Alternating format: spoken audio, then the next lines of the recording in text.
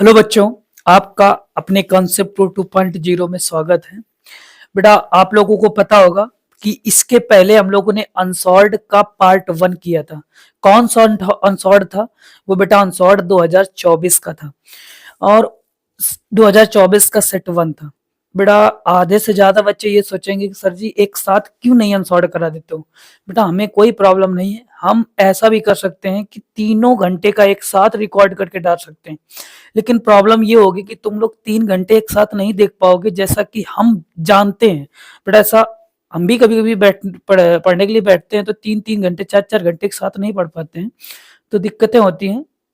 और कई सब्जेक्ट भी नहीं पढ़ पाओगे, केवल एक सब्जेक्ट में लगे रहोगे।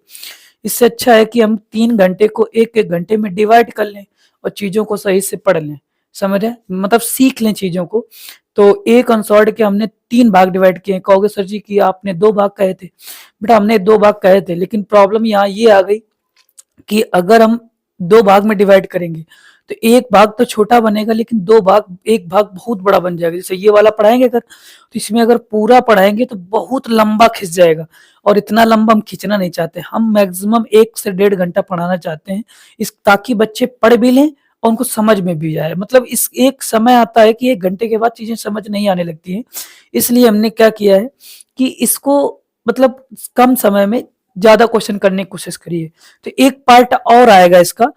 इससे मत घबराना कि सर जी ऐसे करोगे तो सॉर्ट ही नहीं कर पाओगे। बेटा अभी समय भी तो है अपने पास, पूरी जनवरी है, पूरी फरवरी है। तो जनवरी और फरवरी में अगर 60 दिन आराम से करेंगे तो ये मान लो लगभग 7 का 7 समझो 7 21 अनसॉल्ड आराम से बन जाएंगे। अगर 3 दिन भी करेंगे तो ये मान लो 21 अनसॉल्ड नहीं तो 15-20 अनसॉल्ड हो जाएंगे, और 15-20 अनसॉल्ड में हम काफी कुछ सीख लेंगे अच्छे से। अगर सीखना है तो, अगर तुम्हें एक साथ देखना है तो एक साथ देख लो। तो बेटा स्टार्ट करते हैं। हाँ एक चीज और है बेटा, 2024 का जो सेट 1 है, इसमें हम लोग खंड दा स्टार्ट कर रहे हैं। खंड दा सब लोग अगर अनसॉल्ड होगी अगर तुम लोग के पास, तो बेटा 2024 का सेट 1 खोलो और 2024 के सेट 1 में खंड दा से चौथा नंबर है। चौथा नंबर का खा घा अंगा, और ये फिर अंगा के बाद फिर 5वां क्वेश्चन, 5वें का खा गा घा अंगा। मतलब यहां तक हम लोग करेंगे। चौथा और 5वां क्वेश्चन के कितने कितने 5 5 10 क्वेश्चन है, 10 क्वेश्चन करेंगे।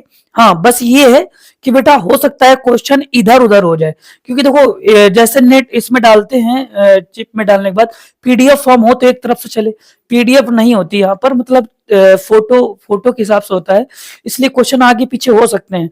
तो देखोगे अनसॉर्ट में तो मैच करेगा बिल्कुल सेम टू सेम आंसर। तो इससे मत घबराना सर जी आगे पीछे करवा रहा हूँ, बाकी क्वेश्चन सब होंगे। चलो करते हैं, देखते हैं। तो बेटा पहला सवाल क्या कर रहा है, जरा ध्यान देना। देखते हैं पहला सवाल क्या कर रहा है। हाँ देखो, ये सवाल बेटा चौथे का अगर बात करें तो चौथे का घा नंबर है, चौथे का घा नंबर है, लेकिन हम करवा कौन सा रहे, पहले करवा दे रहे। सुनो, करे प्लास्टिक की एक गोली पी जिसका द्रव्यमान 3.2 गुणे 10 की पावर -15 किलोग्राम है, दो क्षैतिज समांतर अवशिष्ट प्लेटों के बीच स्थिर अवस्था में संतुलित है। गोली पर कितने इलेक्ट्रॉन सामान्य से अधिक या कम होंगे। बढ़िया सवाल है बेटा, ध्यान से देखना जरा।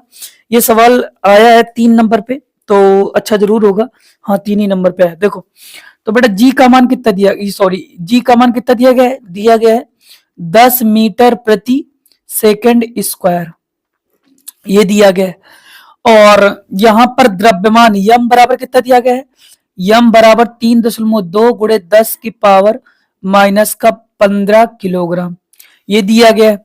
कह दो क्षैतिज समांतर अवशिष्ट प्लेटों के बीच स्थिर अवस्था में संतुलित है, तो इलेक्ट्रॉनों की संख्या बतानी है। अब जरा चित्र देखो, तो बेटा ये पी बिंदु है, ये क्या है, पी बिंदु है। तो यहां पर नीचे की ओर mg लग रहा है, ऊपर की ओर qe लग रहा है। mg का मतलब होता है बेटा F बराबर mg, और ये लगता है गुरुत्वीय त्वरण की वजह से, और F बराबर QE ये लगता है वैद्युत क्षेत्र की वजह से। सॉरी बेटा, वैद्युत क्षेत्र, जो वैद्युत क्षेत्र में लगने वाला बल है गुरुत्वीय क्षेत्र के लगने वाले बल के क्या होगा, बराबर है, संतुलन की स्थिति में कह रहा है। तो बेटा क्यू ई बराबर क्या बनेगा, एम जी बनेगा। अब यहां पर हमें एम पता है, जी पता है, क्यू निकाल सकते हैं, क्यों, क्योंकि बेटा यन निकालना है हमें, तो क्यू बराबर यन ही हो जाएगा, क्यू बराबर यन ही हो जाएगा। तो इसको भी रख देंगे हम यहां पर, तो एन ई एम जी आ जाएगा। अब बेटा हम यहां तक भी कर पाएंगे, बड़ा आसान कर लिए। देखो हमने क्या करा, एन का मान निकालना है, इलेक्ट्रॉनों की संख्या हमें पता होती है, और यम पता है, जी पता है, लेकिन ई नहीं पता। कैपिटल ई का मतलब वैद्युत क्षेत्र।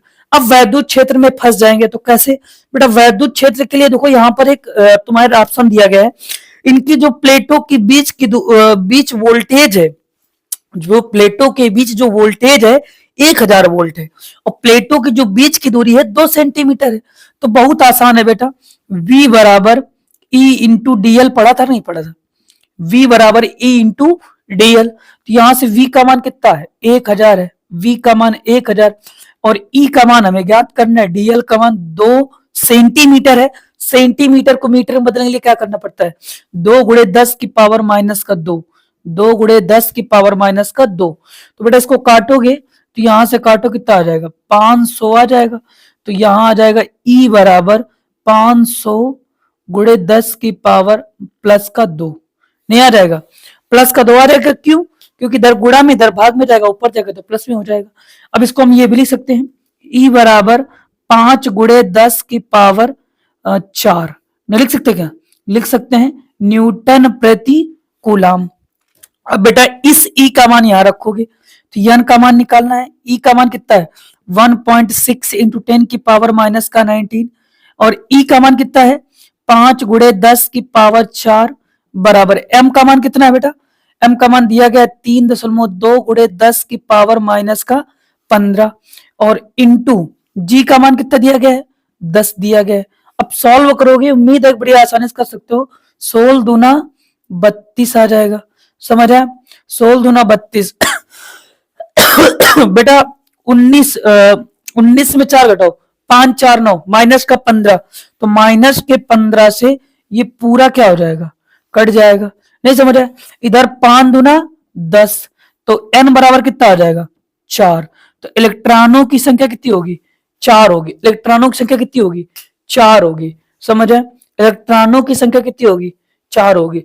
तो क्लियर हुआ कि नहीं हुआ बेटा, समझ आया, अगर समझ आया हो तो स्क्रीनशॉट ले लो, नोट कर लो, फिर अगला सवाल करते हैं। समझ आया हो तो स्क्रीनशॉट ले लो, नोट कर लो, फिर आगे चले। एक मिनट देख लेते हैं थोड़ा क्लियर है नहीं,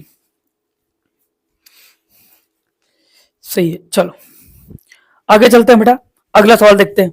अगला क्या करे जरा ध्यान देना, अगला क्या करे, अरे यार कपड़ा नहीं है बेटा, कागज से मिटा लेते हैं, आज कागज से काम चला लेते हैं ना, चलो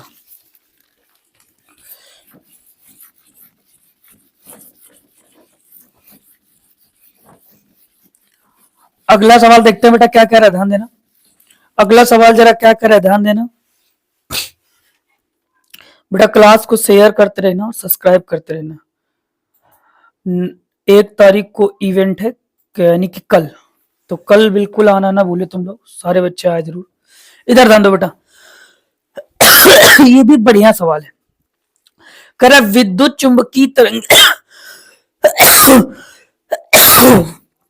क्या होती है, वैद्युत चुंबकीय तरंगे क्या होती हैं, इनका संचरण आरेख बनाइए, संचरण आरेख में विद्युत क्षेत्र आयाम तथा चुंबकीय क्षेत्र आयाम दिखाइए।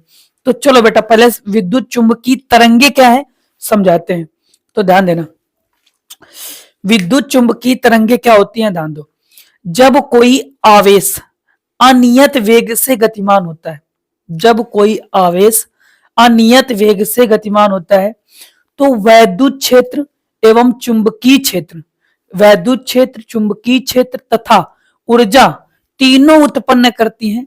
इस विकिरण को विद्युत चुंबकीय तरंगे कहते हैं। फिर से एक बार सुनना बेटा, हम फिर से बता रहे हैं, अब लिखेंगे तो टाइम ज्यादा लगेगा, थ्योरिकल पार्ट है, सुन लो ज्यादा बेटर है। हमने कहा जब कोई आवेश या इलेक्ट्रॉन जब कोई आवेश अनियत वेग से या असमान वेग से गतिमान होता है तो वैद्युत क्षेत्र, चुंबकीय क्षेत्र तथा ऊर्जा तीनों उत्पन्न करता है। इस विकिरण को विद्युत चुंबकीय तरंगे कहते हैं। इस विकिरण को विद्युत चुंबकीय तरंगे कहते हैं। ये परिभाषा होगी पहले पॉइंट। दूसरा पॉइंट, विद्युत चुंबकीय तरंगे, विद्युत चुंबकीय तरंगों में आवेश तरंग के संचरण के लंबवत चुंबकीय क्षेत्र एवं वैद्युत क्षेत्र होता है। यानी कि तरंग संचरण के लंबवत चुंबकीय क्षेत्र भी होता है और वैद्युत क्षेत्र भी होता है। यानी कि जो आवेश का वेग होता है, जो तरंग का वेग होता है, उसके लंबवत क्या होता है? वैद्युत क्षेत्र और चुंबकीय क्षेत्र। मेरे कहने का मतलब ऐसे है कि जैसे मान लो तरंग आगे की ओर जा रही है, तरंग आगे की ओर जा रही है, तो अगर तरंग आगे की ओर बढ़ रही है तो बेटा जो तुम्हारा वैद्युत क्षेत्र होगा वो इसके लंबवत होगा ई, और जो चुंबकीय क्षेत्र होगा वो भी इसके लंबवत होगा बी। अच्छा ये कैसे? जरा ध्यान दो बेटा, समझने का प्रयास करो। जैसे मान लो ये कॉपी है, इस कॉपी में मान लो आवेश आगे की ओर जा रहा है सॉरी, अगर आवेश आगे की ओर जा रहा है, अगर आवेश आगे की ओर जा रहा है तो ये वाला जो क्षेत्र है ये वैद्युत क्षेत्र होगा, और जो ये वाला क्षेत्र है ये कौन सा होगा? चुंबकीय क्षेत्र होगा। और तीनों एक दूसरे क्या होंगे? लंबवत होंगे। तो कुल मिलाकर के इस तरीके से ये बनेगा वैद्युत क्षेत्र और ये क्या बनेगा? चुंबकीय क्षेत्र। तो ये बनेगा बेटा वैद्युत क्षेत्र। क्या बनेगा? वैद्युत क्षेत्र। ये बनेगा वैद्युत क्षेत्र। ध्यान देना जरा, ये क्या बनेगा? वैद्युत क्षेत्र। और ये बनेगा चुंबकीय क्षेत्र। ये बनेगा चुंबकीय क्षेत्र। यही कह रहा था कि इसका संचरण आरेख बनाइए। तो ये संचरण आरेख हो गया। ये क्या हो गया? संचरण आरेख। अब चुंबकीय क्षेत्र और आयाम में संबंध क्या होता है? सी बराबर ई नॉट अपान बी नॉट। क्या होता है? सी बराबर ई नॉट अपान बी नॉट। बेटा सी क्या होती है? निर्वात में प्रकाश की चाल। सी क्या होती है? निर्वात में प्रकाश की चाल। निर्वात में प्रकाश की चाल। निर्वात में प्रकाश की चाल। सी क्या होती है? निर्वात में प्रकाश की चाल। ई क्या होती है? वैद्युत क्षेत्र का आयाम।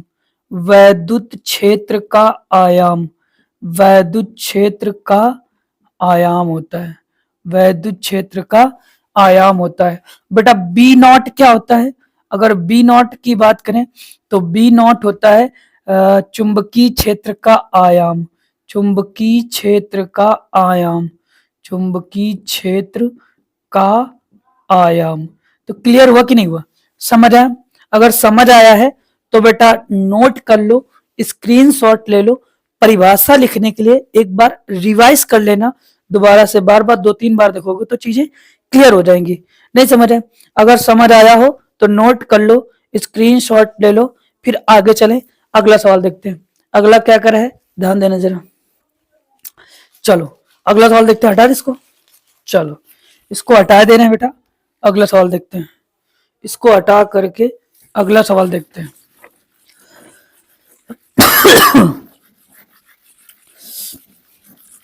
अगला क्या कर रहा है जरा ध्यान देना बेटा। सारे सवाल अच्छे हैं। सॉरी,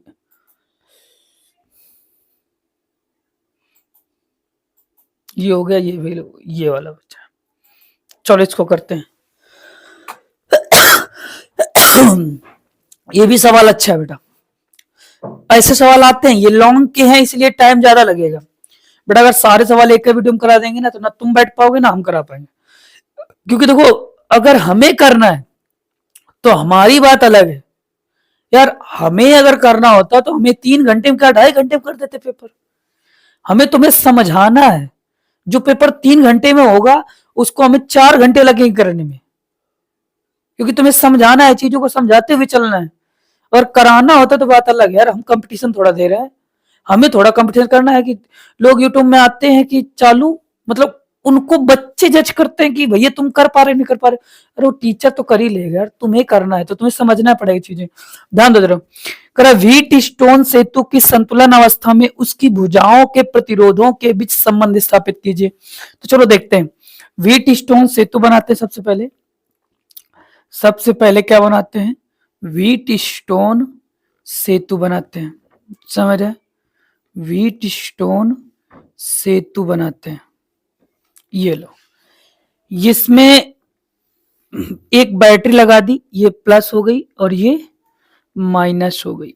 ध्यान दो जरा, ऐसे बेटा यहां पर इसको हमने R1 मान लिया, इसको R2 मान लिया, इसको R3 मान लिया और इसको R4 मान लिया। अब जरा ध्यान देना बेटा, यहां से जब धारा जाएगी धारा यहां से ऐसे जाएगी, यहां से धारा जाएगी और यहां से जाएगी। तो धारा मान देखो बेटा, दो क्रम है, ये दोनों किस क्रम में है? समांतर क्रम में। किस क्रम में? समांतर क्रम में। और समांतर क्रम में धारा बढ़ जाती है। तो मान लेते हैं ये धारा गई, वही धारा दो भागों में बट गई है। यहां पर एक बीच में भी होता है, एक बीच में भी होता है, अभी समझाएंगे। R5 यही धारा दो भागों में बट गई है। ये हो गई है I1 और ये हो गई है I2। समझ आए? एक मिनट को मम्मी वो गर्म पानी दे दो, इधर ध्यान दो। ये I दो भागों में बैठ गई है, I1 ये I2। अब ध्यान दो, यहां से I1 जा रही है, जब I1 जा रही है तो I1 भी दो भागों में बटोगी, क्योंकि ये दोनों समांतर क्रम में हो जाएंगे। ये और ये दोनों किस क्रम में? ये श्रेणी में हो जाएगा। लेकिन इसको अगर पूरे को और इसको कनेक्ट करो तो समांतर क्रम में हो जाएगा, तो ये फिर बढ़ जाएगी। तो यहां मान लो ये I3 हो जाएगी।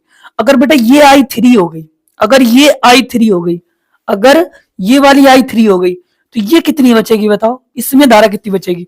अरे यहां से I1 जा रही थी, I1 से हमने I3 घटा लिया तो कितनी बची? यहां बची I माइनस I3। अब यहां से I3 आ रही है और यहां से I2 आ रही है, तो बेटा यहां जुड़ जाएगी। यहां क्या हो जाएगी? जुड़ जाएगी, यानी कि I2 प्लस I3 हो जाएगी। और धारा जुड़ करके फिर दोबारा I बन जाएगी। नहीं बन जाएगी क्या? बेटा इन दोनों को जोड़ोगे तो I ही बन जाएगा, I ही बन जाएगा, क्योंकि I1 प्लस क्या होता है? I2 होता है। नहीं समझ आएगा? अब ध्यान दो, ये हमने स्ट्रक्चर बना लिया। अब यहां पर एक पॉइंट बहुत ज्यादा जरूरी है समझने के लिए कि यदि व्हीट स्टोन सेतु संतुलित है, यदि व्हीट स्टोन सेतु, यदि व्हीट सॉरी, यदि व्हीट स्टोन सेतु संतुलित है, यदि व्हीट स्टोन सेतु संतुलित है तो धारा I3 का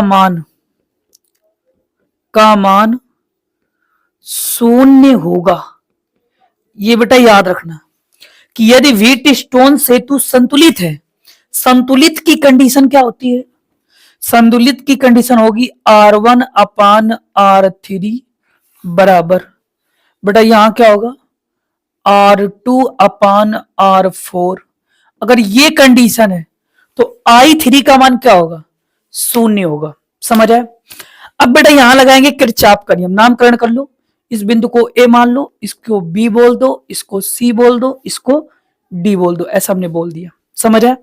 अब लिखेंगे किरचॉफ के नियम से, किरचॉफ के द्वितीय नियम से, किरचॉफ के द्वितीय नियम से। अगर किरचॉफ के द्वितीय नियम की बात करें तो बेटा किरचॉफ का द्वितीय नियम क्या होता है? ये मान लो किरचॉफ का द्वितीय नियम है। तो यहां लिखेंगे लूप A B C, ये A B D और फिर A से। बेटा ये चीजें उम्मीद है कि तुम लोगों ने पहले पढ़ लिया होगा। समझ आए? लूप, ये किरचॉफ के द्वितीय नियम पढ़े होंगे, क्योंकि तभी तो आए हो अनसॉर्ट कराने, नहीं तो सॉर्ट करने क्यों आए हो। इधर ध्यान दो, यहां से चलो, तो यहां से चलेंगे, अगर धारा की दिशा में जाएंगे तो प्लस की माइनस, बेटा धारा की दिशा में जाओगे तो माइनस, और धारा के विपरीत दिशा में जाओगे तो प्लस। धारा की दिशा में है इसलिए माइनस, माइनस का R1I1 आ जाएगा, R1I1 आ जाएगा। यहां तक पहुंच गए।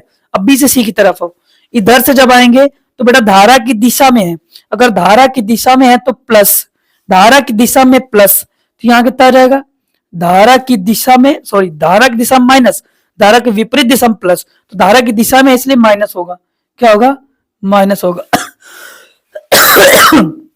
तो I3R5 यहां तक आ गए, डी तक। अब इधर जाओ, धारा की विपरीत दिशा में है कि धारा की दिशा में, धारा की विपरीत दिशा में, अगर धारा की विपरीत दिशा में है तो प्लस, क्या आ जाएगा, I2 और R3, I2R3 बराबर 0, क्योंकि लूप हो गया कंप्लीट। अब बेटा यहां धारा I3 का मान क्या है, 0 है, तो यहां जब I3 का मान 0 है तो ये वाला पूरा 0 हो जाएगा, तो यहां बचेगा क्या, माइनस का R1I1 बराबर माइनस का I2R3, तो I से I क्या हो जाएगा, कट जाएगा, तो यहां पर I1 अपान I2 बराबर R3 अपान R1 आ जाएगा। ये समीकरण फर्स्ट आ गया, इसको समीकरण फर्स्ट बना के छोड़ो, फिर आगे चलते हैं। इसको समीकरण फर्स्ट बना के छोड़ो, फिर आगे चलते हैं, अगला पॉइंट देखते हैं क्या करे, ध्यान दो जरा। तो बेटा अब तीसरा, अब लूप दूसरा बनाएंगे, मान लो लूप ये बना दिया हमने, तो ये लूप कैसे बनेगा, बेटा बी से चलो, तो बी से चलेंगे तो बी लिखेंगे लूप, लूप बी सी और डी, फिर बी, बी से, ठीक है, बी से चलो तो बी सी डी, बी से। देखो यहां फॉर्मेलिटी अदा नहीं करी जा रही, यहां अनसॉर्ट कराने के बावजूद भी सिखाया जा रहा है, चीजें सीखने का प्रयास करो। ये क्वेश्चन अनसॉर्ट के हैं, लेकिन फिर भी हम सिखाने का प्रयास कर रहे हैं। बेटा यहाँ अपने को हम नहीं जज करा रहे हैं कि भाई हमें आता है सब कुछ, हमें तो वैसे भी आता है, तुम्हें भी आना चाहिए, इसलिए यहाँ किया जा रहा है। अगर हम भी चाहते तो घसीट देते बड़ी तेज स्पीड में, लेकिन चीजें समझाते हुए चल रहे हैं, ध्यान दो इस बात को। देखो यहाँ पर, तो बेटा यहां चलेंगे तो बी से चलो, धारा की दिशा में, अगर धारा की दिशा में है तो धारा की दिशा में क्या होगा, धारा की दिशा में माइनस का होता है, माइनस का R2 कोष्ट के अंदर क्या बनेगा, I1 माइनस I3, बने नहीं बनेगा। अब सी तक आ गए, अब सी से धारा के विपरीत दिशा में जाओ, धारा के विपरीत दिशा में होता है प्लस, प्लस बेटा कितना आ जाएगा, R4, R4 आ जाएगा, सॉरी R4 आएगा, R4 आ जाएगा। और यहां I2 plus I3, I2 plus I3 नहीं आ जाएगा। अब यहां तक आ गए, अब विपरीत दिशा में जाना है बेटा, विपरीत दिशा में, तो विपरीत दिशा में होता है प्लस, प्लस क्या आ जाएगा, R5 और I3 बराबर 0, जहां जहां I है वहां वहां बेटा 0 कर दो, जहां जहां I3 है, सॉरी वहां वहां 0 कर दो, तो I3 0 करो तो ये 0 हो जाएगा, तो यहां बचेगा माइनस का R2I1, नहीं बचेगा क्या, ये भी 0 हो जाएगा, तो यहां बचेगा प्लस का R4I2, नहीं बचेगा, ये वाला पूरा 0 हो जाएगा, बराबर 0। बेटा ये इधर प्लस में उधर में जाएगा, माइनस में जाएगा, तो माइनस का R2I1 बराबर माइनस का R4 और I2, इस माइनस से माइनस कट जाएगा, तो यहां पर बेटा I1 अपान I2 बराबर R4 अपान R2, नहीं आ जाएगा, क्लियर हुआ। अब जरा ध्यान दो, ये समीकरण सेकंड आ गया। अब बेटा समीकरण फर्स्ट और सेकंड में देखो, समीकरण फर्स्ट में I1 अपान I2 लिखा है, इधर समीकरण सेकंड में भी I1 अपान I2 लिखा है, तो लिखेंगे समीकरण फर्स्ट व सेकंड से तुलना करने पर, समीकरण फर्स्ट व सेकंड से तुलना करने पर, से तुलना करने पर, बेटा जब तुलना करोगे तो यहाँ कितना आ जाएगा, R3 अपान R1 बराबर R4 अपान R2, लो सिद्ध हो गया। बेटा हमें यही तो सिद्ध करना था, यही तो सिद्ध कर, अरे इससे चाहो तो पलट भी तो सकते हो, R1 अपान R3, R2 अपान R4, ऐसा भी लिख सकते हो। तो बेटा ये व्हीट स्टोन सेतु स्थापित करना, देखो व्हीट स्टोन सेतु की संतुलन अवस्था में उसकी भुजाओं के प्रतिरोधों के बीच संबंध स्थापित कीजिए। तो देखो ऑलरेडी हमने संबंध कर दिया, समझ है। तो ध्यान देना, बढ़िया सवाल है बेटा, यहाँ से आते हैं हमेशा। अनसॉर्ड में देखना, जब अनसॉर्ड आगे करेंगे तो कई सारे अनसॉर्ड यहाँ पर ऐसे मिलेंगे, कई सारे सवाल, हर सवाल में ऐसे अनसॉर्ड जरूर मिलेंगे, सॉरी ऐसे सवाल जरूर मिलेंगे, हर अनसॉर्ड में ऐसे सवाल जरूर मिलेंगे। चलो देखते हैं अगला पॉइंट क्या करें, हटा दें, स्क्रीनशॉट लो चाहो तो। वैसे हमने अगला सवाल देखते हैं, ध्यान दो बेटा। तुम लोग अनसॉर्ड भी खोल के बैठ सकते हो, देखते जाओ, वहां से अनसॉर्ड खोल के बैठ सकते हो और देखते जाओ, अनसॉर्ड खोल के बैठ सकते हो और देखते जाओ। समझे, बड़े क्वेश्चन है, थोड़ा तो समय लगेगा लेकिन चीजें क्लियर हो जाएंगी, लेकिन चीजें धीरे धीरे क्लियर होती रहेंगी। बड़े सवाल हैं, थोड़ा सा समय लगेगा लेकिन चीजें बड़ी आसानी से क्लियर होती जाएंगी, समझ रहे। देखो अगला सवाल क्या करे, ध्यान देना बेटा, अगला सवाल क्या करे जरा ध्यान देना। सारे सवाल अच्छे बेटा, बड़े हैं, इस एक सवाल से कई कॉन्सेप्ट क्लियर हो जाते हैं। देखो ये सवाल बढ़िया है, ये भी सवाल अच्छा है।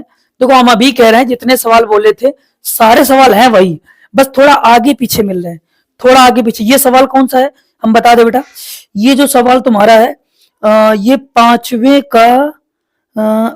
का गा नंबर, ये पांचवें का गा नंबर है, देख के चेक कर सकते हो, पांचवें का गा नंबर है बेटा ये सवाल। चलो देखते हैं, बस सारे सवाल है, मतलब लगभग। ये देखो मेरे पास अनसॉर्ट भी है, ये देखो मेरे पास अनसॉर्ट भी है। अब बेटा अनसॉर्ट में क्वेश्चन लगाए जाते हैं, थोड़ा आगे पीछे हो जाते हैं, बस यही है।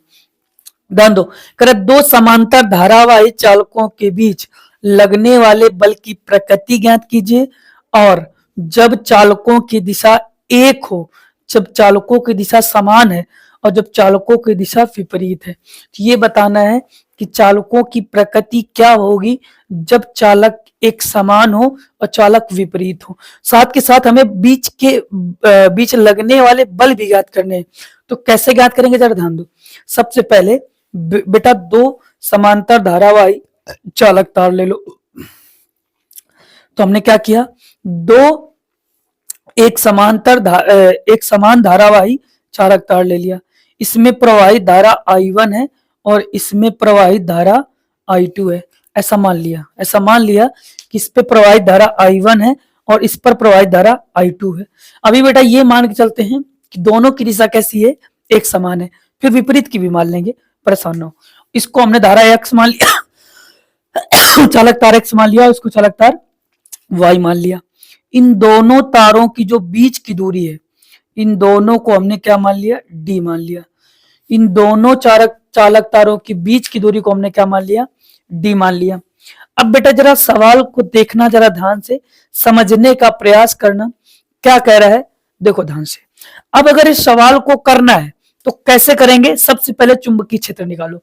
चुंबकीय क्षेत्र कैसे निकालते हैं बेटा, चुंबकीय क्षेत्र निकालने का तरीका होता है, R दूरी पर जब भी निकालते हैं, कि जिस तरफ धारा प्रवाहित हो रही हो उधर अंगूठे को कर दो, और जिस तरफ तुम्हें चुंबकीय क्षेत्र ज्ञात करना हो उधर हथेली को फैला दो। तो ये जो तालु है, जो अंदर का सिरा है, ये बता देगा ये बता देगा चुंबकीय क्षेत्र की दिशा। किसकी बता देगा, चुंबकीय क्षेत्र की दिशा। तो बेटा जरा ध्यान देना, यहां समझने का प्रयास करना। जैसे मान लो बेटा धारावाही चालक तार ऊपर की ओर है, तो ऊपर की ओर कर दिया चालक तार को, हमने किधर किया, ऊपर की ओर कर दिया, अंगूठे को ऊपर की ओर कर दिया, और हमें चुंबकीय क्षेत्र आगे की ओर बताना है। चुंबकीय क्षेत्र आगे की ओर आएगा, जब चुंबकीय क्षेत्र आगे की ओर आएगा तो अंदर की ओर की बाहर की ओर, तो बेटा अंदर की ओर संकेत कर रहा है।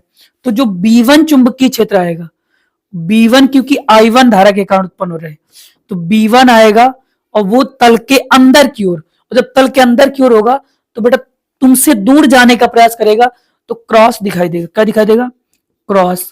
अब जरा दूसरा ध्यान देना सॉरी, दूसरा तार है, इस तार में धारा I2 ऊपर की ओर जा रही, ऊपर की ओर, लेकिन अब चुंबकीय क्षेत्र में इधर थोड़ा बताना है, चुंबकीय क्षेत्र इस तरफ बताना है। तो अब बेटा ऐसे कर दो, जिस तरफ तुम्हारा धारावाही है उस तरफ अंगूठे कर दो, अंगूठा कर दिया। अब चुंबकीय क्षेत्र किधर है, आगे की ओर है, किधर है, आगे उस तरफ है। तो बेटा चुंबकीय क्षेत्र यहां पर होगा B2, क्या होगा, B2। अच्छा B2 अंदर की ओर की बाहर की ओर, B2 अंदर की ओर की बाहर की ओर, अरे चेक कर लो ना, बाहर की ओर देखो, तुम्हारी तरफ आ रहा है, तुम्हारी तरफ, तो बाहर की ओर क्या होगा, डॉट होगा, क्या होगा, डॉट। तो बेटा चुंबकीय क्षेत्र हमने ज्ञात कर लिया। अब अगर चुंबकीय क्षेत्र ज्ञात कर लिया है तो बल भी ज्ञात कर लोगे। कैसे ज्ञात करते हैं, जरा ध्यान दो। जिधर तुम्हारी धारा जा रही है उधर कर दो हथेली को, और जिधर चुंबकीय क्षेत्र है उधर घुमा दो हथेली को, अंगूठा बता देगा बल की दिशा, अंगूठा बता देगा बल की दिशा। देखते हैं बेटा, धारा ऊपर की ओर जा रही है, हथेली ऊपर करो, हथेली ऊपर करो, और चुंबकीय क्षेत्र किधर है, अंदर की ओर, हथेली घुमा दो, ऐसे घुमाएंगे, अंदर की ओर घुमाएंगे, अंदर की ओर घुमाएंगे, जब अंदर की ओर घुमाएंगे तो जो बल है वो किधर लगेगा, अंदर की ओर। तो बल बेटा इस तरफ लगेगा, इसको बोलते हैं F2। क्या बोलेंगे, F2। तो ध्यान देना। अब अगर दूसरा पॉइंट बात करें तो बेटा धारा ऊपर की ओर जा रही है, लेकिन चुंबकीय क्षेत्र किधर है, तुम्हारी तरफ है, तो ऐसे नहीं घुमा सकते, अब ऐसे घुमाना पड़ेगा, ऐसे ऐसे, और जब ऐसे घुमाओगे तो चुंबकीय बल किधर है, इस तरफ है। नहीं समझ आया, F1। तो बेटा यहां से एक पॉइंट क्लियर हो गया, ये क्लियर हो गया कि यदि धाराएं एक समान दिशा में, एक समान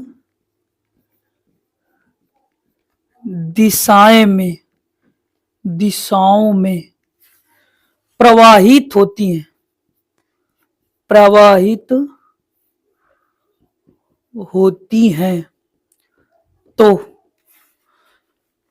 तो आकर्षण बल लगता है, तो आकर्षण बल लगता है। क्लियर हुआ कि नहीं हुआ। और दूसरा पॉइंट क्या होगा बेटा, दूसरा पॉइंट ये होगा कि यदि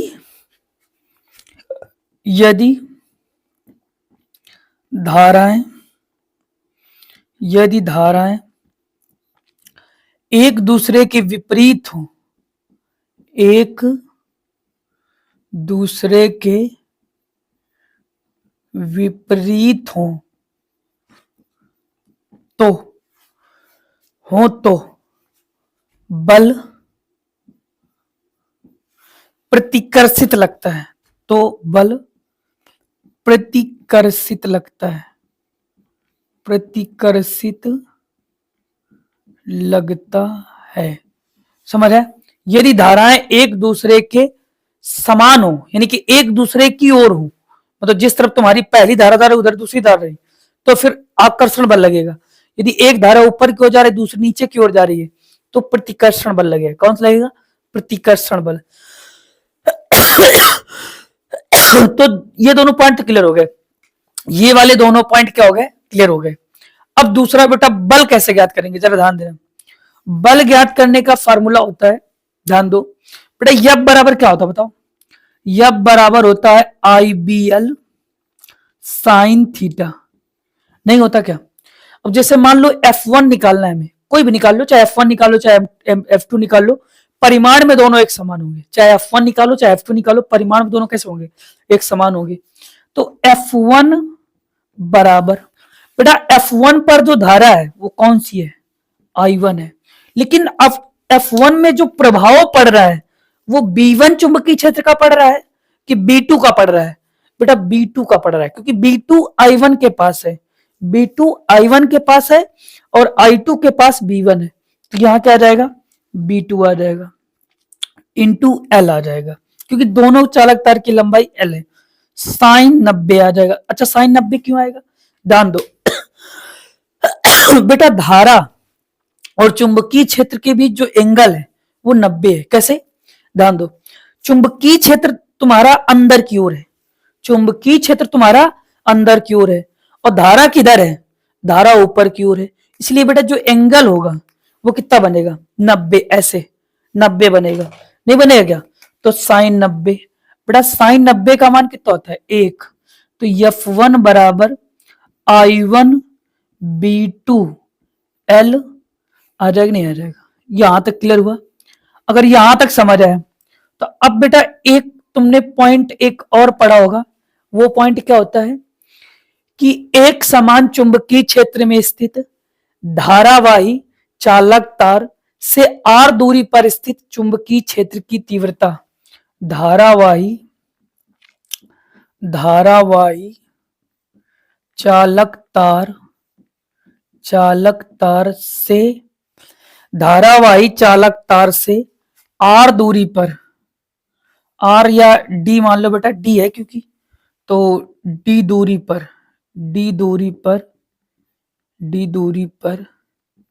स्थित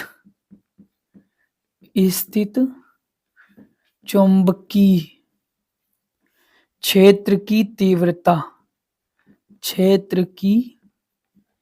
तीव्रता, अगर चुंबकीय क्षेत्र की तीव्रता की बात करें तो बेटा एम्पियर परिपथ का अनुप्रयोग पढ़ा होगा, पहला अनुप्रयोग वही होता है, B बराबर mu naught upon 2 pi I upon R, यही तो होता है कि नहीं होता। अब ध्यान दो जरा बेटा, हमें निकालना कौन सा है, B2 निकालना है, क्योंकि B2 प्रभावित हो रहा है, अगर इसको निकाल लेते तो ये निकाल लेते, कोई दिक्कत नहीं। तो B2 बराबर म्यू नॉट अपान 2 पाई, तो यहां धारा I1 आएगी कि I2, धारा आएगी बेटा I2, क्योंकि जो चुंबकीय क्षेत्र B2 उत्पन्न हो रहा है वो धारा I2 के कारण हो रहा है, जो चुंबकीय क्षेत्र B2 उत्पन्न हो रहा है वो धारा I2 के कारण उत्पन्न हो रहा है। और कितनी दूरी पर बेटा, D दूरी पर, देखो ये I2 है, कितनी दूरी है, D दूरी है, तो D दूरी पर। अब इस B2 का मान यहां रख दो, तो रखेंगे तो F1 बराबर I1 और B2 का मान म्यू नॉट अपान 2 पाई I2 अपान D इंटू L। तो बेटा यहां से एक फार्मूला बन जाएगा, F अपान L बराबर म्यू नॉट अपान 2 पाई I1 I2 अपान D। तो ये आ जाएगा लॉन्ग का। तो बेटा लॉन्ग में हमेशा ऐसे सवाल पूछे जाते हैं, हमेशा इस टाइप के सवाल हमेशा पूछे जाएंगे। तो ध्यान दो जरा, बहुत इंपॉर्टेंट डेरिवेशन है बेटा, स्क्रीनशॉट ले लो, नोट कर लो, फिर आगे चलते हैं।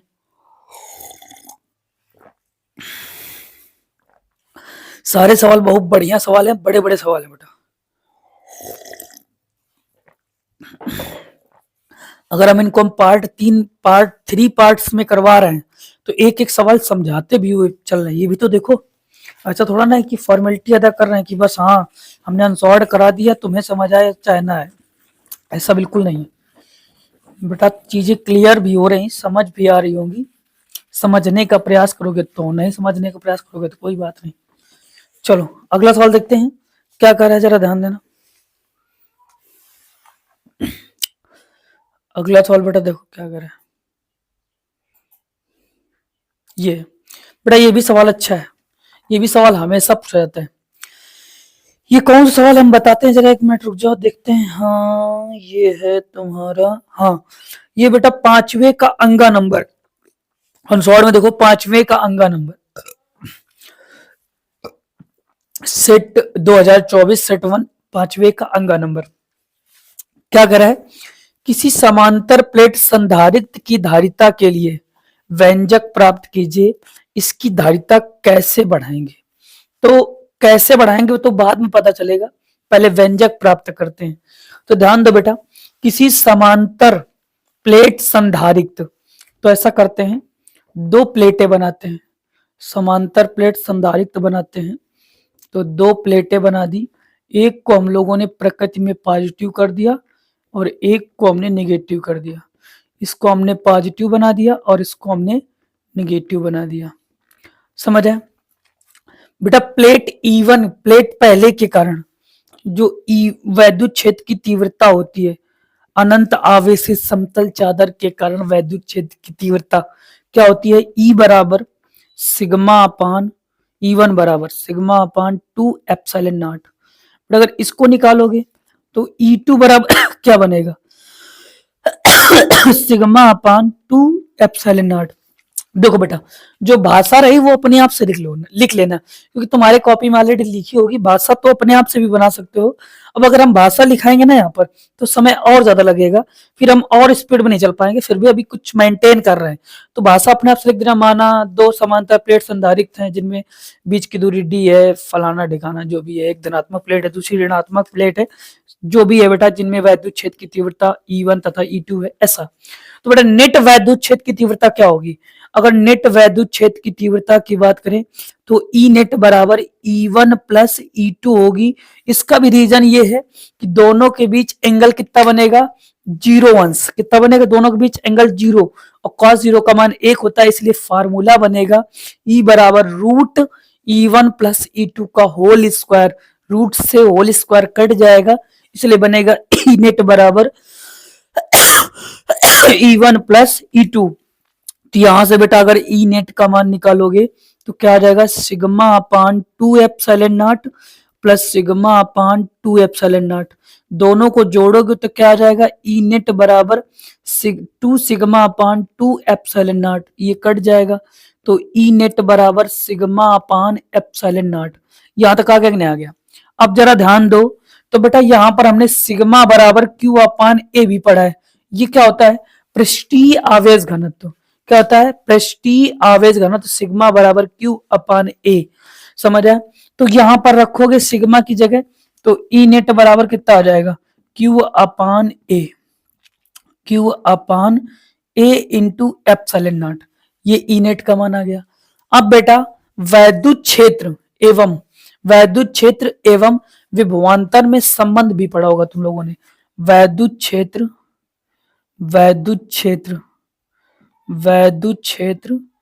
एवं विभवांतर में संबंध। तो वैद्युत क्षेत्र एवं विभवांतर में संबंध पड़ा होगा। तो बेटा वैद्युत क्षेत्र एवं विभवांतर में संबंध क्या होता है? V बराबर E इंटू डी हो जाएगा, क्योंकि बीच की दूरी D है। वैसे तो DL होता है, कोई दिक्कत नहीं, ध्यान दो जरा।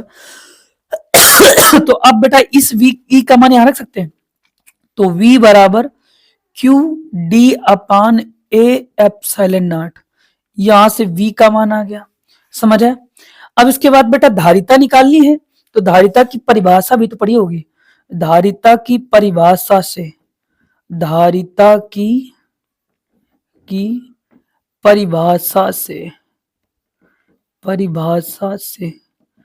अगर धारिता की परिभाषा की बात करें तो बेटा धारिता की परिभाषा क्या होती है? C बराबर Q अपान V। अब इस V का मान यहां रख दो तो C बराबर Q अपान V का मान क्या आएगा? V का मान आएगा Q D और नीचे जो है ऊपर चला जाएगा A एप्सिलॉन नॉट। Q से Q काट दो तो C बराबर A epsilon not upon D। तो ये तो बेटा डेरिवेशन हो गया। अब यहां से 2 पॉइंट पूछता है कि धारिता किन किन बातों पर निर्भर करता है। तो धारिता प्लेटों के क्षेत्रफल पर निर्भर करता है। पहला पॉइंट, धारिता प्लेटों के क्षेत्रफल पर निर्भर करता है। इसका मतलब धारिता प्लेटों के क्षेत्रफल के अनुक्रमानुपाती होता है। जितना ज्यादा प्लेटों का क्षेत्रफल बढ़ाओगे उतना ज्यादा धारिता का मान बढ़ेगा। धारिता प्लेटों के बीच माध्यम पर निर्भर करता है। धारिता प्लेटों के बीच माध्यम पर निर्भर करता है। धारिता प्लेटों के बीच की दूरी के व्युत्क्रमानुपाती होता है। इसका मतलब प्लेटों के बीच की दूरी पर भी निर्भर करता है। अगर दूरी को घटाओगे तो धारिता बढ़ेगी, दूरी को बढ़ाओगे तो धारिता घटेगी। तो बेटा ये सारे पॉइंट लिख लेना। यही पूछ रहा था कि इसकी धारिता कैसे बढ़ाई जाएगी। तो बेटा धारिता बढ़ाने के लिए प्लेटों का क्षेत्रफल बढ़ा दो और उनके बीच माध्यम को कम कर दो। समझ है? नोट हो गया? चलो अगला चलें। अगला सवाल देखें।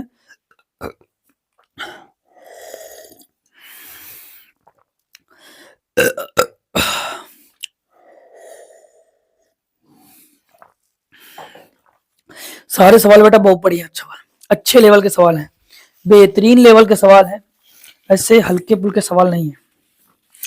ध्यान से चीजें क्लियर करोगे सारे सवाल समझ आएंगे, और नहीं क्लियर करोगे तो नहीं समझ आएंगे। ये हमने पढ़ा भी रखा है पहले, पूरी सीरीज में एक एक सवाल, एक भी सवाल तुम्हारा बाहर नहीं जाएगा, ये मेरी गारंटी है। और रही बात अभी भी दोबारा हम करवा रहे हैं, देख लो, चेक कर लो, वहां भी यहाँ भी दोबारा चेक कर सकते हो, अनसॉर्ट करा रहे हैं। चलो, फिर भी तुम लोग शेयर और लाइक्स नहीं करते हो, हैं सब्सक्राइब भी नहीं करते हो। चलो अगला सवाल। ये सवाल है तो बड़ा लेकिन छोटा करते हैं, वैसे लॉन्ग में है तो इसको लॉन्ग में ही करेंगे हम लोग। ये सवाल कौन सा है पहले ये बता देते हैं। ये बेटा तुम लोगों का सवाल है, पांचवें के घा का अथुआ देखो, पांचवें के घा का अथुआ देखो वहां मिल जाएगा। पांचवें के घा का अथवा देखो, कह रहा है एक तार का प्रतिरोध 16 ओम है। एक तार का प्रतिरोध कितना है? 16 ओम है। तो R बराबर 16 ओम दिया गया है। इसे पिघलाकर पहले से आधी लंबाई तार खींचा जाता है, मतलब इसकी लंबाई जो है वो आधी कर दी जाती है। सुनो, जैसे मान लो एक चालक तार है, एक चालक तार है, उस चालक तार का जो क्षेत्रफल है वो A है और लंबाई को मान लेते हैं L है, और उस पर जो विशिष्ट प्रतिरोध है वो रो है, और जो उसका प्रतिरोध है वो R है, ऐसा मान के चलते हैं। तो बेटा अगर ऐसा है तो R बराबर क्या होता है? R बराबर हम लोगों ने पढ़ा है रो L अपान A होता है। R बराबर रो L अपान A होता है। और कह रहा है इसे पिघलाकर पहले से आधी लंबाई का तार खींचा जाता है। तो कुल मिलाकर के पहले अगर इसकी लंबाई L थी, तो अब जो लंबाई बन गई है, अब जो लंबाई बन गई है L डैश बराबर L बाई 2 हो गई है, मतलब लंबाई आधी हो गई है। अब ध्यान देना जरा, किसी चीज को पीट पीट करके तो बढ़ाया जाएगा तो उसकी मोटाई घटेगी, और मोटाई घटेगी तो क्षेत्रफल घटेगा। तो क्षेत्रफल कितना हो जाएगा? क्षेत्रफल पहले A था, तो अब हो जाएगा 2A। पहले A था तो 2A हो जाएगा। बेटा पदार्थ को नहीं बदला गया, पदार्थ वही है, बस को खींचा गया है, पीटा गया है। जब पदार्थ नहीं बदला गया तो रो भी नहीं बदलेगा, क्योंकि रो तब बदलता है जब कोई पदार्थ बदलता है, समझ है। और जो इसका प्रतिरोध है वो मान लेते हैं R डैश है। तो R डैश बराबर क्या बनेगा? रो L dash upon A dash. नहीं बनेगा क्या? क्या बनेगा? R बराबर रो L डैश A डैश। तो बेटा R बराबर R डैश बराबर रो L डैश का मान कितना है? L डैश का मान है L by 2, L by 2 into A का कितना है? 2A। इसको गुणा करो बेटा, कितना आ जाएगा? R डैश बराबर 1/4 रो L अपान A, और रो L अपान A क्या है बेटा? R है, तो यहां रखेंगे। तो R डैश बराबर 1/4 इंटू R, R का मान कितना दिया गया? 16। तो R डैश बराबर 1/4 इंटू 4, सॉरी 16, 16 रखो, 4 चौको 16। तो R डैश बराबर कितना आ जाएगा? 4 ओम। R डैश बराबर कितना आ जाएगा? 4 ओम। तो ये बेटा क्लियर हो गया होगा, ये चीजें समझ आ गई होंगी। वैसे तो ये शॉर्ट में भी हो जाता, शॉर्ट में इसको कुछ ना करो, बस ऐसे कर दो, R बराबर R डैश बराबर R into N square. N का मान हो जाएगा 1/2, क्योंकि आधा खींचा जा रहा है। तो R डैश बराबर R का मान 16, R का मान 16, एन का मान कितना है? 1/2 का होल स्क्वायर। तो R डैश बराबर कितना आ जाएगा? 16 गुणे 1/4, 4 चौको 16। तो कितना? 4 ओम आ जाएगा। ये तो एक शॉर्ट ट्रिक है, ये लॉन्ग है क्योंकि बड़ा वाला सवाल है, मतलब 3 नंबर पे सवाल है, तो इसलिए तो थोड़ा थोड़ा करना पड़ेगा। नहीं समझ है? नोट हो गया?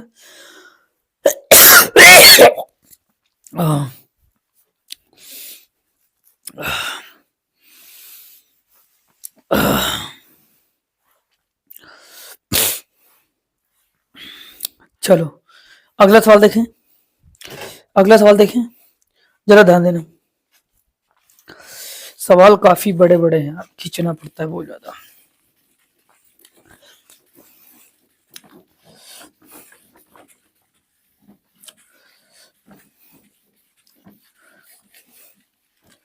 चलो देखते हैं अगला सवाल क्या करे।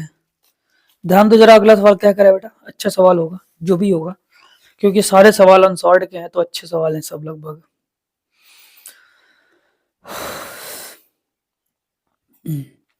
ये भी बढ़िया सवाल है, इसको तो अम्मू जमाने बता देंगे क्योंकि आसान सवाल है। ध्यान देना, कह रहा है कि व्यतिकरण को परिभाषित कीजिए, संपोषी व्यतिकरण तथा विनाशी व्यतिकरण की दशाएं बताओ। तो ध्यान दो बेटा, सबसे पहला पॉइंट याद रखना, इसको लिख लेना, हम जमानी बता रहे हैं, इसको लिखेंगे नहीं, लिखेंगे समय ज्यादा लगेगा। ध्यान देना, व्यतिकरण की 2 शर्तें होती है। कौन कौन सी? पहली शर्त होती है कि 2 तरंगे एक समान आवृत्ति की होनी चाहिए, 2 तरंगे एक समान आवृत्ति की होनी चाहिए। दूसरी शर्त होती है कि दोनों तरंगे एक दूसरे के ऊपर अध्यारोपित होनी चाहिए। तो ये दोनों शर्तें याद रखना। व्यतिकरण की दो शर्तें होती है, कौन कौन सी? दो तरंगे एक समान आवृत्ति की होनी चाहिए, दोनों तरंगे एक दूसरे पर अध्यारोपित होनी चाहिए। ये दो पॉइंट बेटा याद रखना। तीसरा, अब व्यतिकरण क्या होता है ध्यान देना। जब दो समान आवृत्ति की तरंगे एक दूसरे पर अध्यारोपित होती हैं, जब दो एक समान आवृत्ति की तरंगे एक दूसरे पर अध्यारोपित होती है, तो परिणामी तरंग की तीव्रता बढ़ती है या घटती है। इस घटना को व्यतिकरण कहते हैं। इस घटना को व्यतिकरण कहते हैं। व्यतिकरण दो प्रकार का होता है, कौन कौन सा? एक होता है संपोषी व्यतिकरण और एक होता है विनाशी व्यतिकरण। अगर संपोषी व्यतिकरण की बात करें तो जब दो एक समान आवृत्ति की तरंगे एक दूसरे पर अध्यारोपित होती हैं, तो परिणामी तरंग की तीव्रता बढ़ जाती है। इस घटना को संपोषी व्यतिकरण कहते हैं। और जब दो समान आवृत्ति की तरंगे एक दूसरे पर अध्यारोपित होती है और परिणामी तरंग की तीव्रता घट जाती है, इस घटना को विनाशी व्यतिकरण कहते हैं। इस घटना को क्या कहते हैं? विनाशी व्यतिकरण कहते हैं। समझ आए?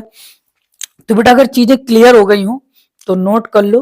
यानी कि हमने परिभाषा इसलिए बताई है क्योंकि समय नहीं बर्बाद करना चाह रहे हैं, तो हमने डायरेक्ट बोल दिया है। अगर बहुत ज्यादा एक्सप्लेन तुम्हें समझ करना है, बहुत ज्यादा समझना है कायदे से, तो जाओ, हमने ऑलरेडी प्लेलिस्ट में सब कुछ पढ़ा रखा है, वहां जाकर देखो जाकर के। समझ आए? तो अगला सवाल देखते हैं क्या करें, ध्यान दो।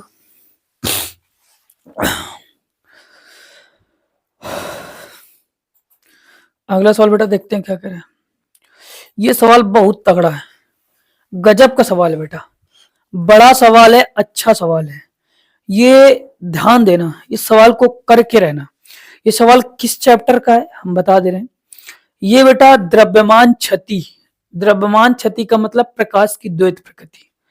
प्रकाश की द्वैत प्रकृति जब पढ़ोगे, लाइट ऑफ डबल नेचर, तब तुम्हें चैप्टर मिलेगा। और ये चैप्टर बेहतरीन लेवल का है, बढ़िया लेवल का है, तो इसलिए समझना जरूरी है। ध्यान से समझोगे तो चीजें क्लियर हो जाएंगी, वरना नहीं समझ आएगा। ध्यान दो बेटा। करे 8 ऑक्सीजन 16 का परमाणु द्रव्यमान 16,000 AMU है, ठीक है। इसकी प्रति न्यूक्लियन बंधन ऊर्जा ज्ञात कीजिए।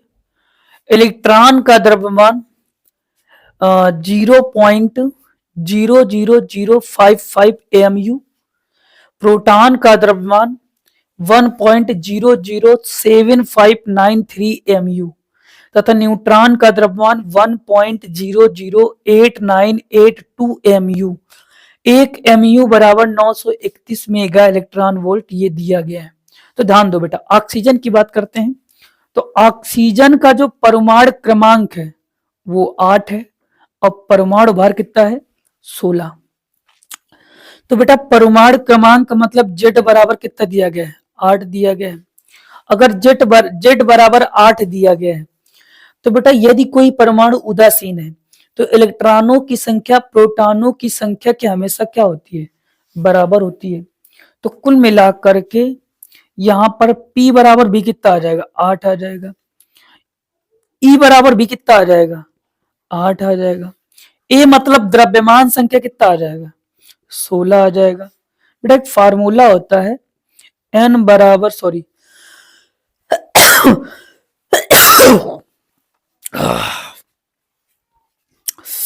ये होता है यार, A बराबर P प्लस N, नाभिक का द्रव्यमान। समझे? अब अगर A की बात करें तो A 16 है, P 8 है, प्लस N ज्ञात करना है, तो N बराबर कितना आ जाएगा? 8 आ जाएगा। N बराबर कितना आ जाएगा? 8। यहां तक सारी चीजें क्लियर हुई?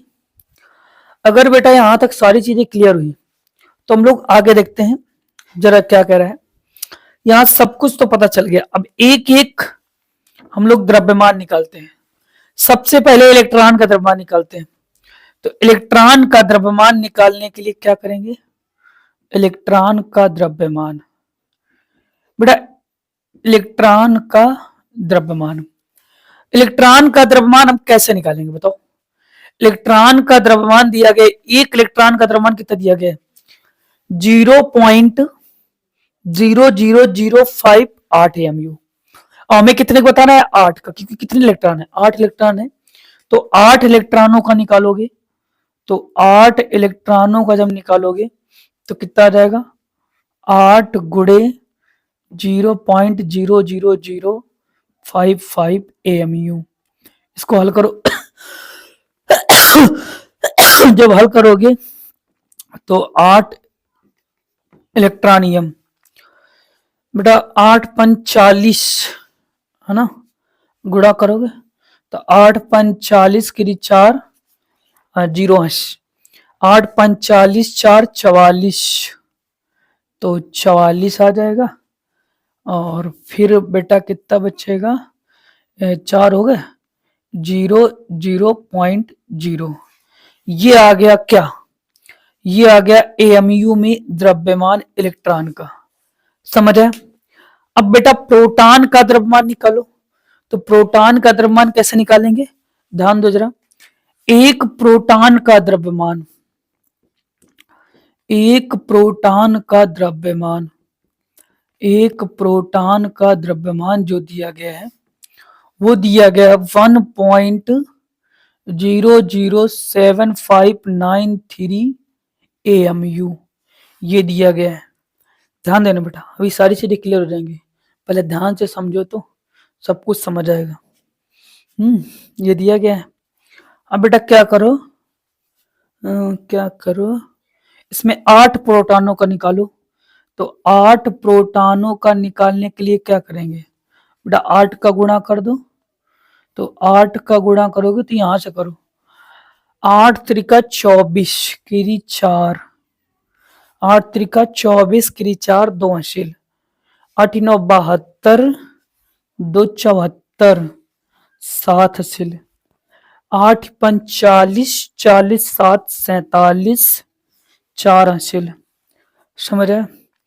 और 8 सत्ते 56, 56 4 60 की 0 6 हासिल, तो 6 आ गया, फिर 0 आ गया, 0.8 आ गया। चलो चेक कर लो ना, 1 2 3 4 5 6, 1 2 3 4 5 6, हाँ सही है। समझ है। तो एएमयू ये निकला है किसका, 8 प्रोटॉनों का द्रव्यमान, किसका निकला है, 8 प्रोटॉनों का। बेटा ऐसा ही खेलना पड़ेगा, सवाल ऐसा होता है, मतलब कैलकुलेशन बहुत ज्यादा होती है यहाँ पर, ध्यान समझो। अब अगला देखते हैं, अब निकालेंगे इसका न्यूट्रॉन का द्रव्यमान, न्यूट्रॉन का द्रव्यमान एक न्यूट्रॉन का द्रव्यमान, एक न्यूट्रॉन का जो द्रव्यमान दिया गया कितना दिया गया, 1.00892 एएमयू दिया गया है। अब बेटा इसका 8 का निकालना, क्योंकि न्यूट्रॉनों की संख्या भी कितनी है, 8 है, सब कुछ निकाल रखा है ना, न्यूट्रॉनों की संख्या 8 है, तो 8 गुणा करो, तो 8 न्यूट्रॉनों की संख्या, तो 8 न्यूट्रॉनों की संख्या कितनी है, गुणा करो यार, फिर वही 8 दूना 16 एक हासिल, 8 8 64 एक 65 6 हासिल, और 8 9 72 72, और 6 कितना होगा, 72 6 78, 7 हासिल, 8 8 64 64 और 7 कितने हो गए, 81 नहीं 71 है, 64 60 71, हाँ सही है, 71 और 7 0.8, चेक कर लो, 2 2 4 2 6 2 2 4 2 6, हाँ सही।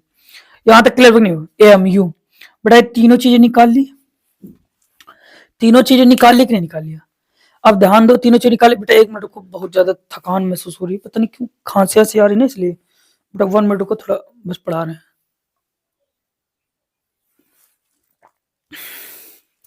थोड़ा 2 मिनट बस रेस्ट करते हैं, फिर से स्टार्ट करते हैं, तब तक तुम लोग थोड़ा ट्राई करो, आगे बता रहे हैं बेटा, बस 1 मिनट थोड़ा रुक जाओ, पता नहीं क्यों बस ऐसी हो रही, पानी रख देते हैं।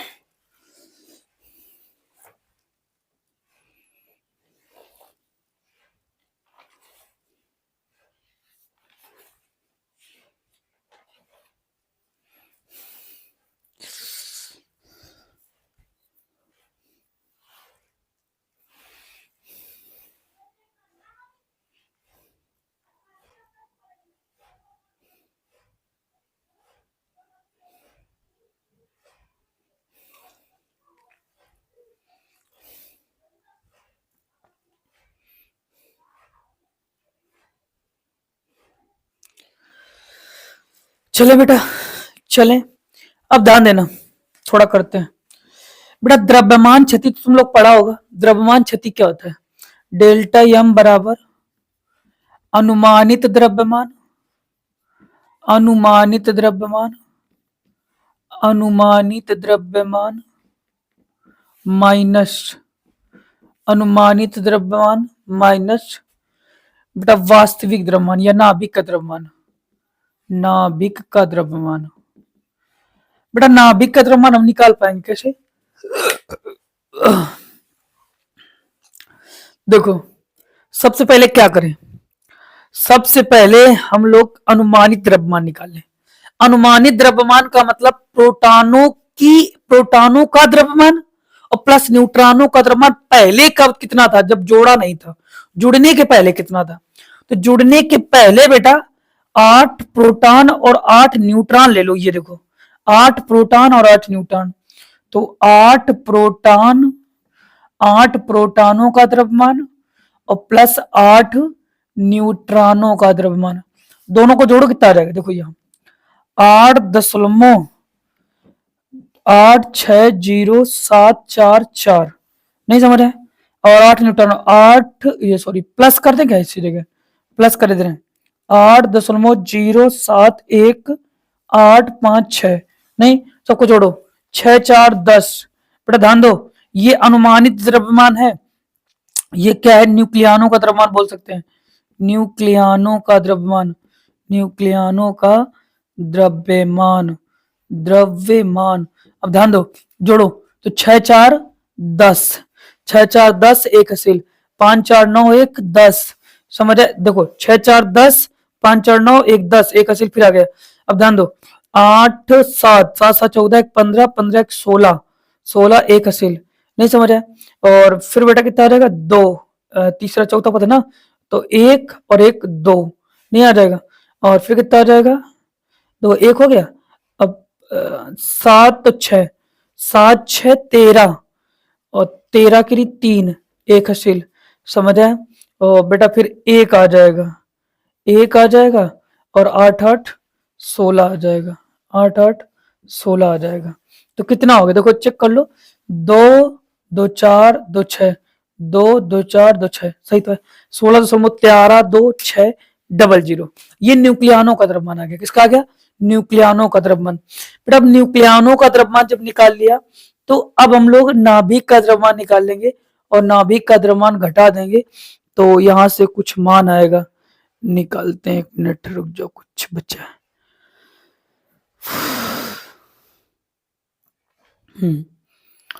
इलेक्ट्रॉनों का द्रव्यमान कितना निकाला है? हाँ 0.044। अब इस पे बेटा घटाओ, इस पे घटा दो, इसमें ये टोटल द्रव्यमान, टोटल ऑक्सीजन का द्रव्यमान कितना दिया गया है? ऑक्सीजन, ऑक्सीजन का द्रव्यमान कितना दिया गया है? 16.000 और फिर 0, 4 बार 0। अब इस बेटा ये घटाओ, ये वाला, ये जो अभी निकाला इलेक्ट्रॉनों का द्रव्यमान, देखो क्यों? क्योंकि टोटल ऑक्सीजन का द्रव्यमान है, मतलब परमाणु का द्रव्यमान कितना है? 16.000 इतना है परमाणु का द्रव्यमान। अब मान लो उसमें से इलेक्ट्रॉनों का द्रव्यमान घटा दो, तो किसका बचेगा? नाभिक का द्रव्यमान बचेगा ना। देखो बेटा, परमाणु का द्रव्यमान का मतलब नाभिक का द्रव्यमान भी है उसके अंदर इलेक्ट्रॉन का द्रव्यमान भी है। अगर नाभिक का द्रव्यमान निकालना है, तो परमाणु के द्रव्यमान में, परमाणु के द्रव्यमान में इलेक्ट्रॉनों का द्रव्यमान घटा दो, तो किसका निकलेगा? नाभिक का द्रव्यमान। और फिर अनुमानित द्रव्यमान में घटा देंगे, तो हमें द्रव्यमान क्षति मिल जाएगी। सुनो, तो यहां पर किसके घटाएंगे बेटा? किसका घटाएंगे? इलेक्ट्रॉन का द्रव्यमान। तो 8 इलेक्ट्रॉनों का द्रव्यमान माइनस 8 इलेक्ट्रॉनों का द्रव्यमान घटाएंगे। और जब 8 इलेक्ट्रॉनों का द्रव्यमान घटाओगे, तो कितना आ रहा है? ये देखो लिखा है, कहीं लिखा है ये 0.00 400। अब बताते हैं, तो बेटा यहां कितना आ जाएगा? ध्यान दो जरा, पूरा यहां नाभिक का द्रव्यमान लिखेंगे। क्या लिखेंगे? नाभिक का द्रव्यमान, नाभिक का द्रव्यमान। बड़ा सवाल है, ध्यान दो। नाभिक का द्रव्यमान जब निकालेंगे, तो यहाँ 0 आ जाएगा, ठीक है। 10 में 4 घटाओ 6 आ जाएगा, 10 में 4 घटाओ 6 आ जाएगा। बचेगा यहाँ पर कितना 9, 9 में 6 3 9 6 5 बचेगा, कितना बचेगा 5। यहाँ कितना बचेगा 9 बचेगा, फिर यहाँ 9 बचेगा, यहाँ 15 बचेगा। तो 15.99560, 15 लिख देते हैं सही से, 15.99560 ये नाभिक का द्रव्यमान आ गया। अब ध्यान दो बेटा, अनुमानित द्रव्यमान क्या निकाला है 16.13260 और नाभिक का द्रव्यमान क्या निकाला है 15.99560। अब इस देखो न्यूक्लियानों में यानी कि अनुमानित द्रव्यमान में ये नाभिक का द्रव्यमान घटाओगे तो द्रव्यमान क्षति आ जाएगी, और द्रव्यमान क्षति आ जाएगी तो फिर ऊर्जा निकाल देंगे डेल्टा ई बराबर mc स्क्वायर। ये सवाल छोटा नहीं है, इसको हटा दे, इस तरफ को हटा देना बेटा, ध्यान दो जरा, क्योंकि ये सवाल बड़ा बनेगा यार, एक दो बार तो हटाना ही पड़ेगा, हटा दें। अब जरा ध्यान दो, इसको निकालते हैं। तो बेटा हम निकालते हैं द्रव्यमान क्षति डेल्टा एम। तो डेल्टा एम निकालने के लिए 16.13260 में घटाओ कितना 15.99560। तो देख लो 2 2 4 2 6 2 2 4 1 5 6 कर लो ना इधर। तो जब घटाओगे तो डेल्टा एम बराबर 00 आ जाएंगे। अब बेटा 6 में 6 घटाओ फिर 0 आ जाएगा। इधर कितना बचेगा 12, और 12 में 5 गया, 12 में 5 गया तो 7, 12 में 5 गया 7, यहाँ बचेगा 12, फिर बचेगा ना 12 पूरा पूरा पूरा, नहीं 12 ना बचाओ, ऐसा करो यहाँ बचेगा कितना, हाँ 13 था, 13 में बचेगा 12, 12 में 9 घटाओ तो 12 में 9 घटाओ कितना बचेगा, 12 में 9 घटाओ तो 4 बचेगा, समझ है, सॉरी 3 बचेगा, हम भी यार पढ़ाते ये करते करते थक गए, 3 बचेगा। फिर यहाँ बचेगा 10, 10 में 9 घटाओगे तो 1 बचेगा, और इधर 15 0 ये आ जाएगा, समझ है 0.137000 ये आ जाएगा बेटा, ये डेल्टा एम का मान आ गया। अब जरा ध्यान देना, डेल ई बराबर होता क्या है, ई बराबर एम सी स्क्वायर होता है, एम सी स्क्वायर होता है। तो यहाँ डेल्टा एम का मान कितना निकाला है, डेल्टा एम का मान, तो डेल्टा ई बराबर अगर निकालना है तो 0 पॉइंट, ये सब एएमयू में चल रहा है, किस में चल रहा है एएमयू में, तो 0.137 इंटू एएमयू कितना है 931, बेटा 931 का गुणा कर दो तो ऊर्जा निकल आएगी, ये हमने पढ़ाया भी है पीछे, समझा चुके हैं, तो ऊर्जा निकल आएगी। अब बेटा अगर प्रति न्यूक्लियानों की ऊर्जा निकालना है, किसकी निकालनी है प्रति न्यूक्लियानों की ऊर्जा, प्रति न्यूक्लियानों की ऊर्जा, प्रति न्यूक्लियानों की ऊर्जा, तो प्रति न्यूक्लियानों की ऊर्जा निकालने के लिए 0.137 इंटू 931 में 16 का भाग देना, क्योंकि टोटल द्रव्यमानों की संख्या कितनी है ये 16 है, कितनी टोटल द्रव्यमान 16 है। अब खुद करना है, हम थक गया करते करते, सवाल बहुत बड़ा है, कैलकुलेशन बहुत ज्यादा है, कैलकुलेशन बहुत ज्यादा है, कैलकुलेशन बहुत ज्यादा है,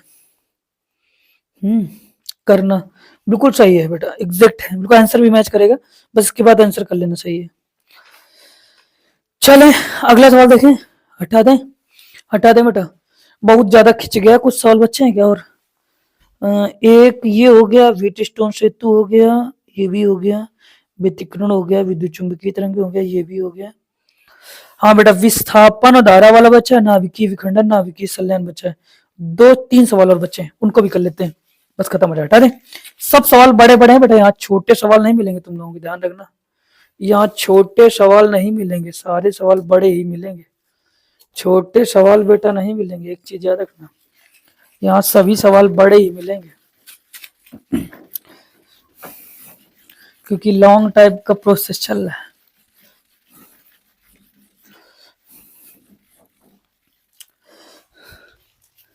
चलो अगला सवाल देखो क्या कर रहा है, ध्यान देना बेटा,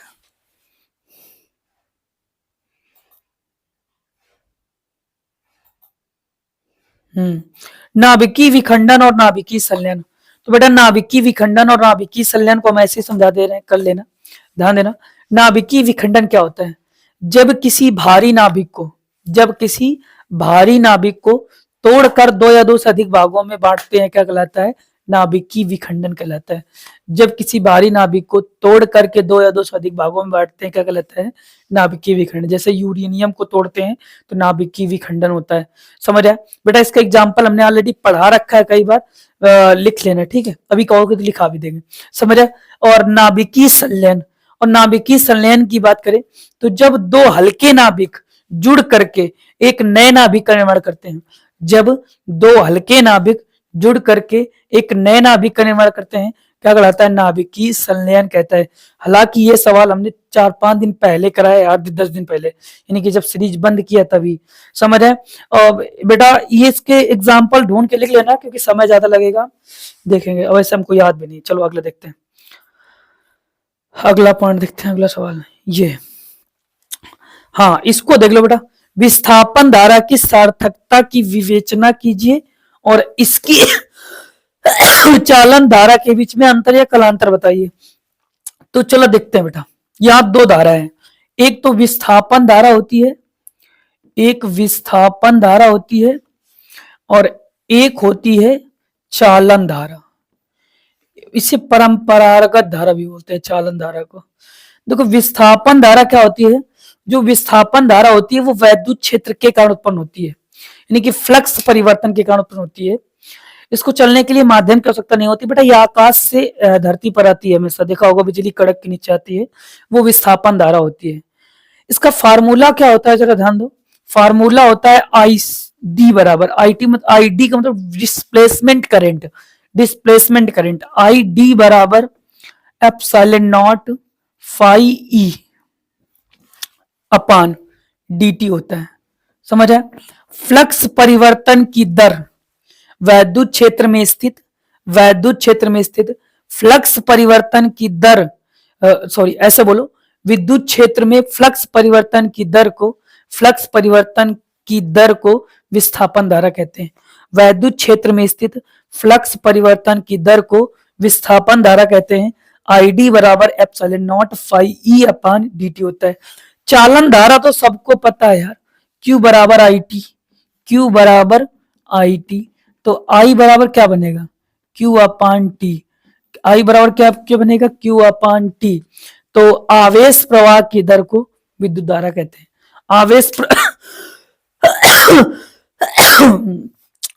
प्रवाह की दर को विद्युत धारा कहते हैं। यही सवाल था। परिभाषा लिखोगे तो बड़ा खिंच जाएगा सवाल, अच्छा खासा बन जाएगा, क्योंकि 3 मिनट का 3 नंबर का सवाल है, तो ज्यादा कुछ खास नहीं, कर लोगे आराम से। शायद 2 नंबर का है, 3 नंबर का कहाँ है सवाल। चलो अगला पॉइंट देखते हैं यार, काफी देर से पढ़ाते पढ़ाते हो गया। चलो एक सवाल और बचा, शायद एक ही बचा है, एक ही केवल बचा है। हाँ यही, ये भी सवाल ठीक है, चलो देख लेते हैं। ये भी सवाल अच्छा है, देखते हैं। कह रहा है कि यदि कांच के एक पतले प्रिज्म को जल में डुबा दें तो सिद्ध कीजिए कि प्रिज्म द्वारा उत्पन्न न्यूनतम विचलन वायु के सापेक्ष 1/4 रह जाएगा। ये सिद्ध करना है बेटा, बहुत बेहतरीन सवाल है, जरा ध्यान देना। जैसे मान लो एक पतला प्रिज्म है, एक क्या है? पतला प्रिज्म है। तो पतले प्रिज्म के कारण जो विचलन होता है, डेल्टा यम बराबर क्या होता है बेटा? डेल्टा यम बराबर n-1 इंटू ए, यही तो होता है पतले प्रिज्म के कारण। अब बेटा इस प्रिज्म को यदि वायु में रखा जाए, या इस प्रिज्म को यदि वायु में रखा जाए, यदि वायु में रखा जाए, वायु में रखा जाए, अगर वायु में रखा जाएगा तो क्या बनेगा बेटा? बनेगा डेल्टा ए बराबर ए एन जी, क्योंकि कांच तो होगा ही होगा, -1 इंटू ए नहीं बदलेगा। जैसे ही इसको हम जल में डुबा देंगे, यदि जल में डुबाया जाए, यदि जल में डुबाया जाए, जल में डुबाया जाए, जैसे इसको हम जल में डुबा देंगे तो जल में डुबाने के बाद क्या बनेगा बेटा? डेल्टा एल बराबर, जल है ना तो वाटर लिखो, डेल्टा डब्ल्यू बराबर WNG हो जाएगा। पहले क्या था, ANG, क्योंकि हवा से कांच में जा रहा था। अब जल आ गया ना, कांच के पहले क्या आ गया, जल। जल तो WNG -1 इंटू A आ जाएगा। A नहीं बदलेगा, A सेम रहेगा। तो अब फर्स्ट में सेकंड का भाग दे दो। तो जब फर्स्ट में सेकंड का भाग दोगे तो यहाँ कितना आ जाएगा, delta A upon delta W, delta W बराबर ANG -1 into A upon WNG -1 into A। समझ आया? ध्यान दो। अगला देखते हैं, A से A काट दो बेटा, ये पूरा जब करेंगे तो delta A upon delta W बराबर ANG -1। बेटा WNG क्या लिख सकते हैं, WNG लिख सकते हैं ANG अपान ANW -1। अब जरा सॉल्व करते हैं। तो डेल्टा ए का मान कितना बेटा, डेल्टा ए का मान कितना है, नहीं दिया गया, छोड़ो, क्योंकि चौथाई सिद्ध करना है। Delta A upon delta W बराबर, हाँ, ANG का मान दिया गया 3/2, 3/2 -1 और बटे, बेटा ANG का मान ऊपर दिया गया 3/2 और नीचे कितना दिया गया है 4/3 माइनस का 1।